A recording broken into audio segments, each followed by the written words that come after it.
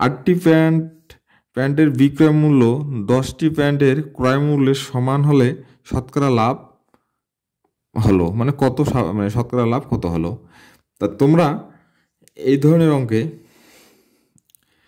যখন লেখা থাকবে এরকম 8টি প্যান্টের বিক্রয় মূল্য 10টি প্যান্টের ক্রয় মূল্য, বা 10টি বা 20টি, এরকম যেটাই থাক কোনো সমস্যা নাই, যখন আমাদের এখানে লেখা আছে যে সমান হলে, ঠিক আছে, লেখা আছে কি সমান হলে, মানে এখানে আমাদের কাছে সমান আছে, তখন আর এখন লেখা আছে কি এখানে শতকরা লাভ হলে, যখন আমাদের এই যে এই কথাটা সমান হলে এবং শতকরা লাভ হলে, তখন আমরা কিন্তু অঙ্কটা 100% কনফার্ম হতে পারি যে আমাদের লাভ হচ্ছেই, মানে 100%।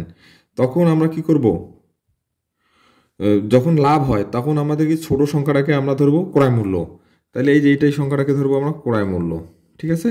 আর বড় সংখ্যাটাকে ধরবো বিক্রয় মূল্য, কারণ দেখো 8 টাকায় কিন্তু 10 টাকায় বিক্রি করছে, তার মানে 2 টাকা লাভ হয়েছে, এখানে বোঝাই যাচ্ছে। তখন এই টেকনিকটা যদি মাথায় রাখতে পারো তাহলে অঙ্ক তোমার হয়ে যাচ্ছে। তাহলে ধরি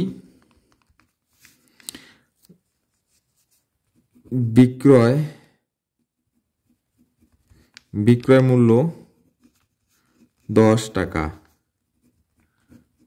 ক্রয় মূল্য 8 টাকা, তাহলে লাভ হয় 2 টাকা। এখন আরেকটা জিনিস তোমরা চিন্তা করো, যে যখন কোনো কিছু লাভ ক্ষতি আমরা নির্ণয় করি তখন অবশ্যই সেটা কি ক্রয় মূল্যের উপর।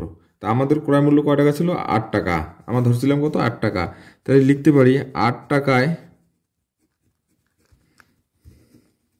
লাভ হয় 2 টাকা, এই 2 টাকা। 1 টাকায় লাভ হয় কম, কম হলে ভাগ, 100 টাকায় বেশি হবে তাহলে উপরে, ঠিক আছে। এটা দিয়ে কেটে দেবো 4, 4 25-এ 100, অতএব 25 টাকা, ও 25 টাকা।